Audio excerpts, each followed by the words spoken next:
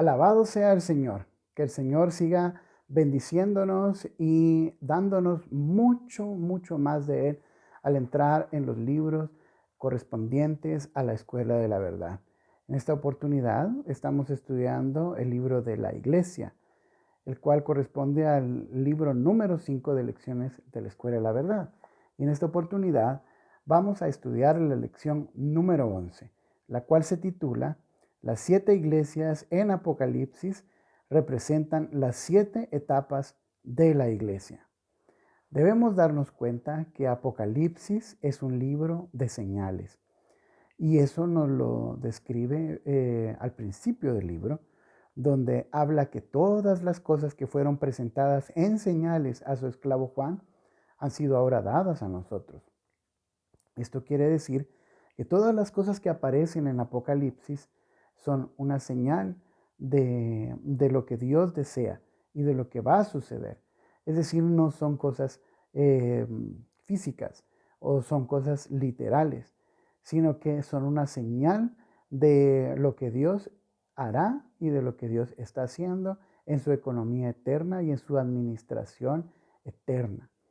Es decir, que al darnos cuenta de esta palabra, señales, podemos entender mucho más el concepto de todas las cosas que presenta el libro de Apocalipsis. Por eso es que debemos entender que el cordero no es un cordero físico, sino que es una representación, un símbolo de Cristo como el cordero de Dios.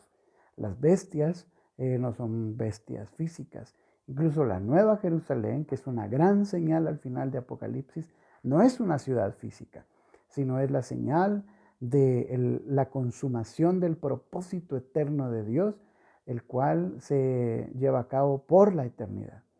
De la misma manera, podemos darnos cuenta que en Apocalipsis 1 y Apocalipsis 2 se presenta una señal, y es la primera señal de este libro, el cual corresponde a 7 candeleros de oro, y luego nos damos cuenta que corresponde a 7 iglesias que estaban en Asia.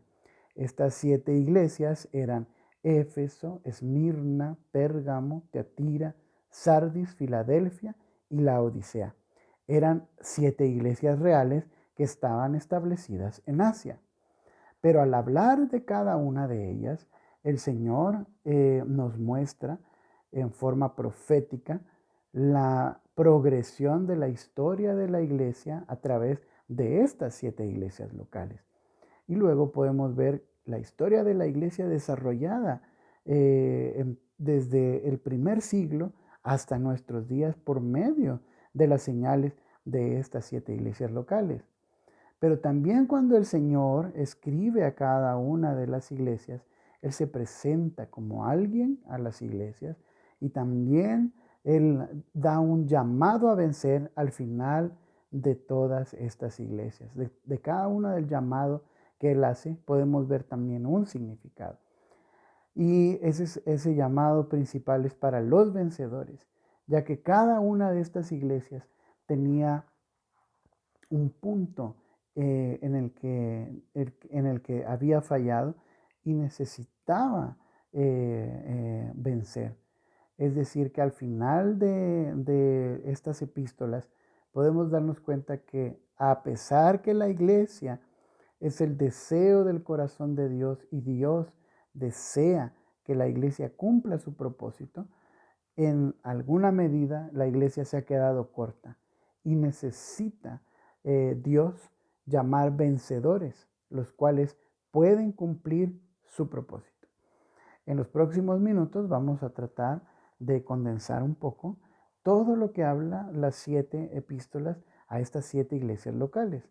Sin embargo, para una mayor comprensión, les recomiendo poder verificar las notas de la versión Recobro en los capítulos 1, 2 y 3 de Apocalipsis, y también consultar el libro La Ortodoxia de la Iglesia, escrita por el hermano Watchman Nee, para poder tener un entendimiento más profundo y más claro acerca del significado de las 7 iglesias locales.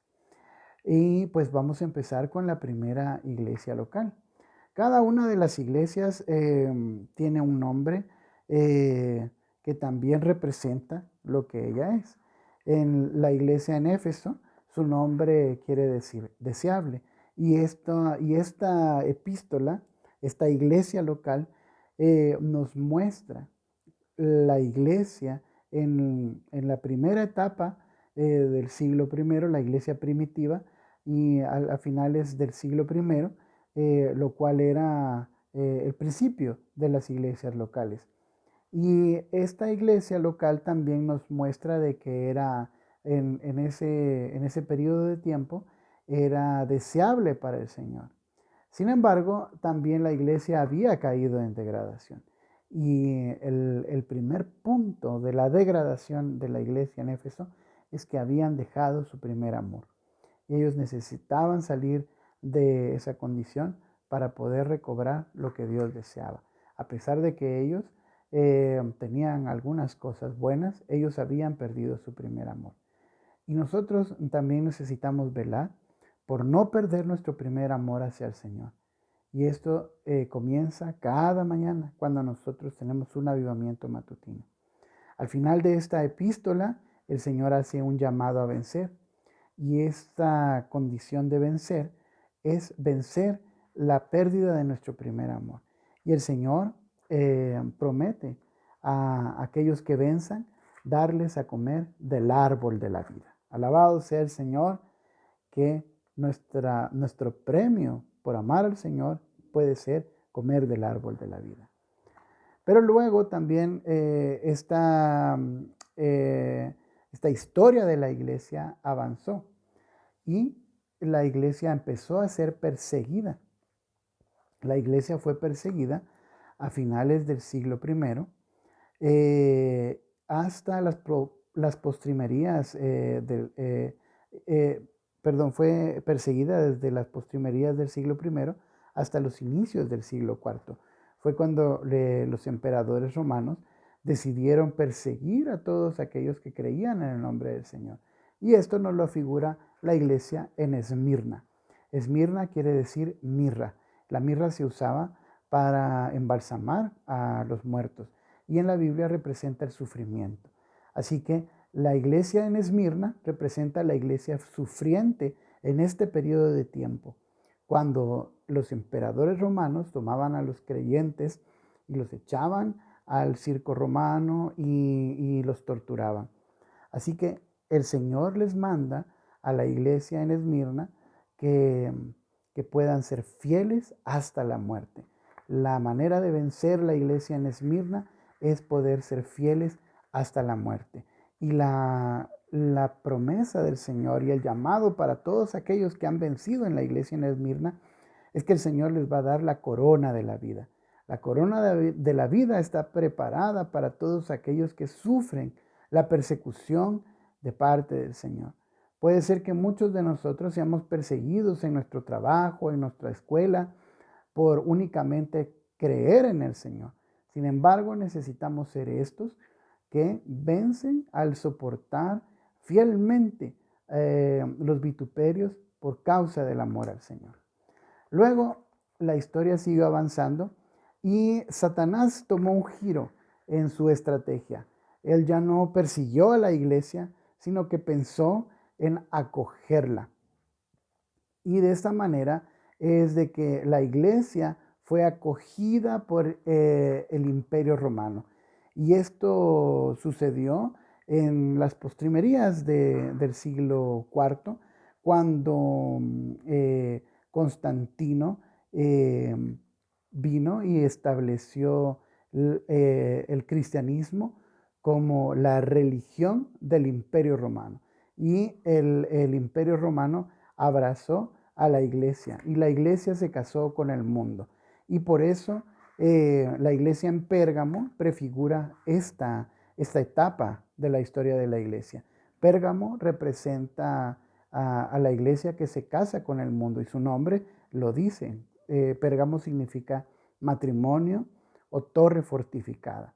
Y podemos ver que en este periodo de tiempo la iglesia adoptó muchas cosas paganas y muchas cosas mundanas que fueron introducidas a la iglesia. Nosotros necesitamos ser cuidadosos con quienes nosotros convivimos, con quienes nos relacionamos. Y de esta manera que el Señor nos libre de poder caer en ser mundanos. Porque el Señor no ama al mundo, el Señor está en contra del mundo.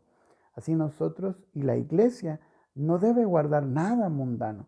Hay muchas personas que anhelan muchas fiestas mundanas y paganas que hoy se celebran en el mundo. Sin embargo, el Señor está en contra de todas esas cosas y su iglesia debe ser una virgen pura que no se une al mundo. Ahora, en esta etapa de la iglesia, el Señor le promete a todos aquellos que venzan que Él les va a dar el maná escondido y también les va a dar una piedrecita blanca en la cual está escrito el nombre de esa persona. Y solo la persona que lo recibe conoce ese nombre. Eso quiere decir que el Señor nos promete ser transformados y nos promete comer del maná escondido, que todos los días podamos seguir comiendo del maná escondido. Luego que la iglesia se hizo mundana y fue aceptada por el Imperio Romano, también fue establecida como la Iglesia Católica. La Iglesia Católica empezó desde el tiempo de Constantino hasta la última parte del siglo VI y continúa hasta el día de hoy. Y la Iglesia Católica incluyó el sistema papal y el sistema clerical con todas las la adoración a ídolos y a cosas paganas, la cual mezcló la verdad de Dios con cosas totalmente leudadas. Y es así como la iglesia llega a convertirse en esta gran ramera que ha pecado con todas las naciones de la tierra. Todos nosotros necesitamos huir de todas las cosas que tiene la Iglesia Católica. La Iglesia Católica hoy tiene muchas fiestas que los cristianos desean celebrar, pero nosotros necesitamos ser firmes y velar y estar en contra incluso de todos los ídolos y de toda la adoración que no sea para Dios. El Señor también promete a los que venzan la Iglesia Católica que puedan regir con Él en el milenio con vara de hierro. Así que el Señor es maravilloso y nos promete estar en el milenio y ser correyes con Él si vencemos la Iglesia Católica.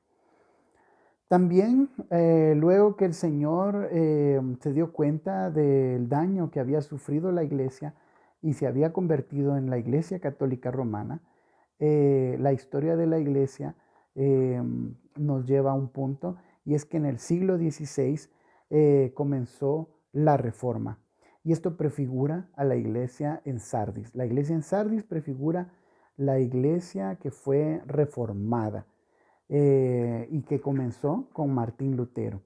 La iglesia reformada comenzó a salir de la iglesia católica y a darse cuenta que había muchas cosas pecaminosas y terribles dentro de la iglesia católica que necesitaban ser destruidas. Y por eso surgió la reforma en Alemania en el siglo XVI. Sin embargo, la reforma no logró totalmente el objetivo que Dios quería. Y por esta razón, el protestantismo también llegó a estar muerto. Y por eso Sardis representa la iglesia reformada, la iglesia protestante, pero que está muerta. Todos nosotros necesitamos ser creyentes que están vivos. Si Dios está vivo, nosotros también necesitamos estar vivos. Y la iglesia en Sardis, el Señor no ama de que ellos tengan nombre de que viven, pero que están muertos. Y para ellos el Señor les promete, hace un llamado a los vencedores a vencer esta muerte y que puedan andar con Él en vestiduras blancas. Esa es la promesa, andar en vestiduras blancas y nunca borrar su nombre del libro de la vida y confesar el nombre de ellos delante de su Padre. Esto incluye entonces no solo el milenio, sino la eternidad. el que nosotros podamos ser vivientes y activos delante del Señor. Pero luego la respuesta del Señor para la iglesia protestante fue el recobro de la iglesia. Y la iglesia en Filadelfia prefigura la iglesia del amor fraternal, el recobro apropiado de la vida de la iglesia.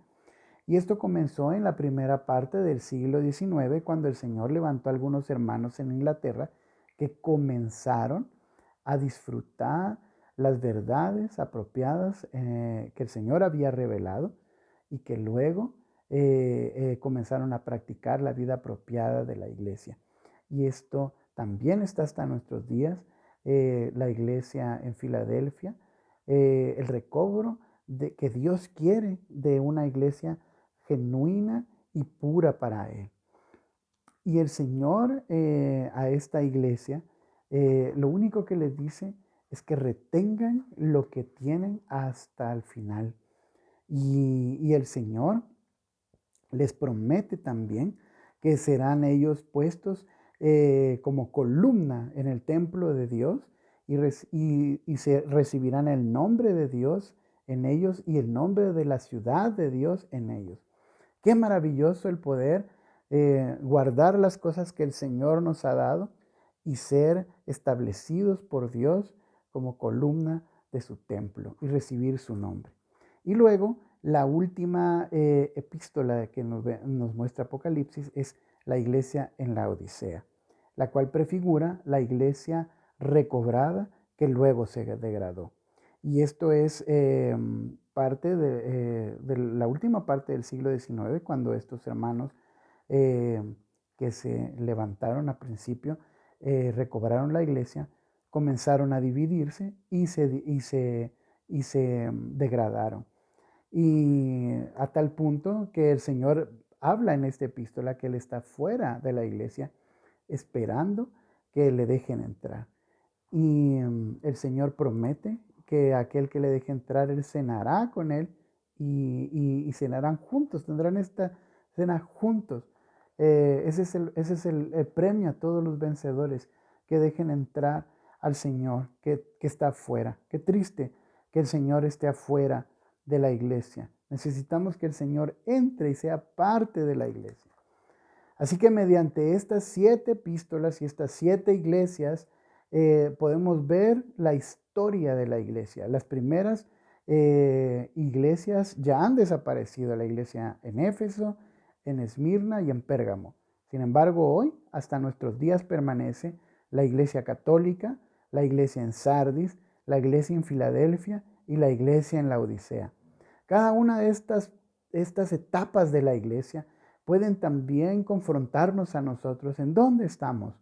Estoy aún en la iglesia en Éfeso, pero estoy perdiendo mi primer amor. O soy parte de la iglesia católica con todas sus fiestas, su Navidad, su Semana Santa. O soy parte de la iglesia recobrada de la verdadera vida de iglesia. O estoy en la vida de iglesia, pero me estoy degradando y puedo ser parte de la Odisea.